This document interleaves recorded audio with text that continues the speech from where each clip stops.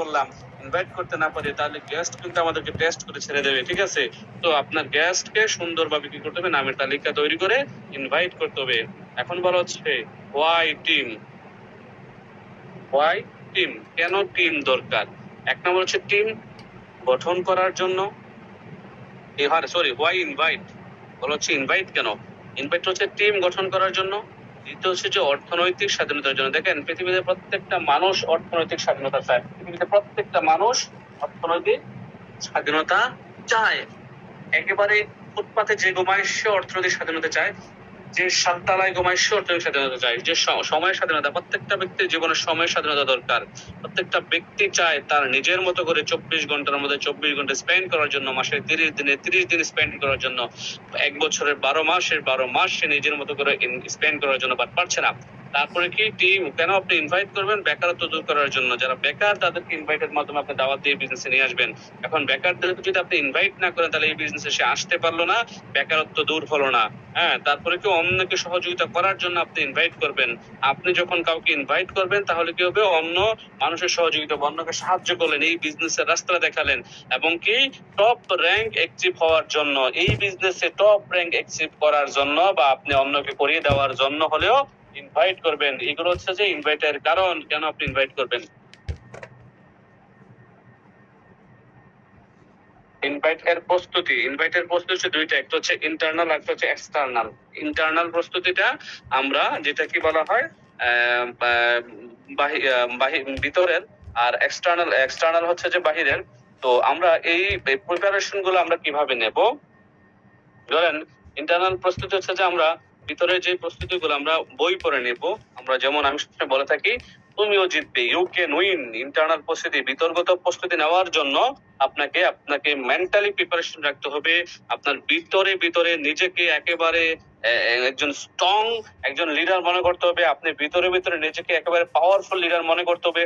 আপনি এভাবে করে ডিসিশন নিতে হবে যে আমি ইনভাইট করব, সে আসবে না, হতেই পারে না। এই যে দেখেন ছেলেটা কিভাবে হাতের মুষ্টি একসাথে করে, যে আমাকে সফল হতে হবে, সাকসেস, তার মানে কি আমি সাকসেস হবই, আমি ইনভাইট করবো, আসবে না, এটা হতেই পারে না। সো ইন্টারনাল প্রিপারেশন আপনি কি করবেন, বই পড়ে নিবেন। আপনার ভিতরে মোটিভেশন বলেন, আপনার ভিতরে নলেজ বলেন, স্কিল বলেন, এই বই পড়ার মাধ্যমে আপনি অর্জন করতে পারবেন। তো আমি যেই বইটা সবসময় রিকমেন্ডেশন করে থাকি, বলে থাকি যে আপনারা এই বইটা কিনে পড়বেন আপনাদের আশেপাশের লাইব্রেরি থেকে, প্রতিদিন অন্ততপক্ষে আধা ঘন্টা বই পড়বেন।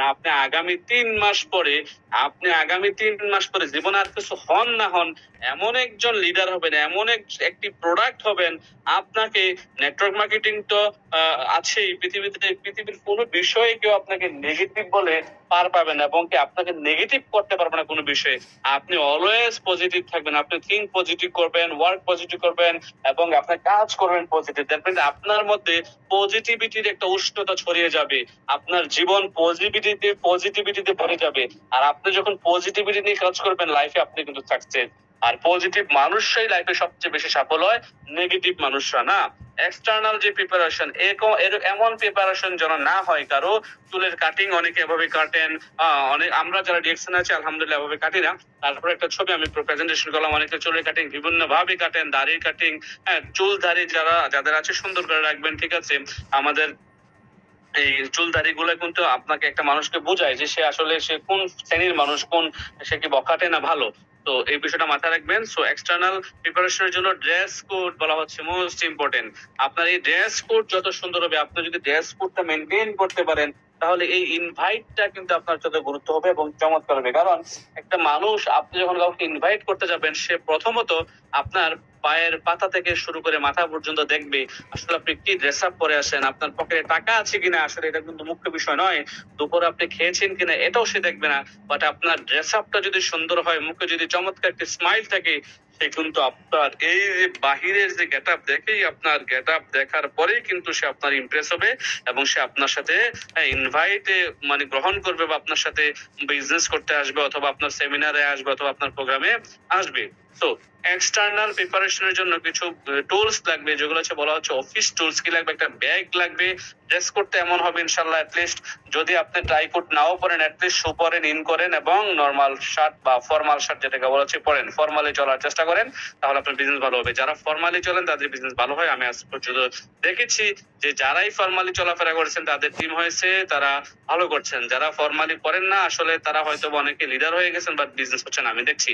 তো আপনার কি লাগবে? অফিস ব্যাগ লাগবে, একটা প্রোডাক্ট লিস্ট লাগবে, প্রোডাক্ট মানে যেটা তালিকা বলা হচ্ছে, পণ্য তালিকা। যেমন জয়নিং ফর্ম তো আসলে এখন লাগে না সচরাচর। তারপরেও যদি সম্ভব হয় বাংলাদেশ হেড অফিসে পাওয়া যাচ্ছে, 10 টাকা করে কিনে রাখবেন। আর যদি জয়নিং ফর্ম না রাখেন কোনো সমস্যা নাই, আপনি অনলাইন জয়নিং করে দিবেন। কলম রাখবেন, হোয়াইট পেপার রাখবেন, লিগেল পেপার, কোম্পানির কিছু লিগেল পেপার আছে যেগুলো আমাদের ডিরেকশন সার্টিফিকেট, গুগলে লেখা সার্চ দিলে সার্টিফিকেট গুলো চলে আসবে। 19 থেকে 20টা সার্টিফিকেট আছে। এই সার্টিফিকেট গুলো আপনি কি করবেন? ডাউনলোড করবেন, কোন একটা দোকান থেকে প্রিন্ট করে স্ট্যাপলারিং করে আপনি আপনার ব্যাগে রাখবেন। আপনি যেন মানুষকে দেখাইতে পারেন। কেন জানেন? মানুষ চোখে দেখে বিশ্বাস করে 87%, কানে শুনে বিশ্বাস করে 0.9%।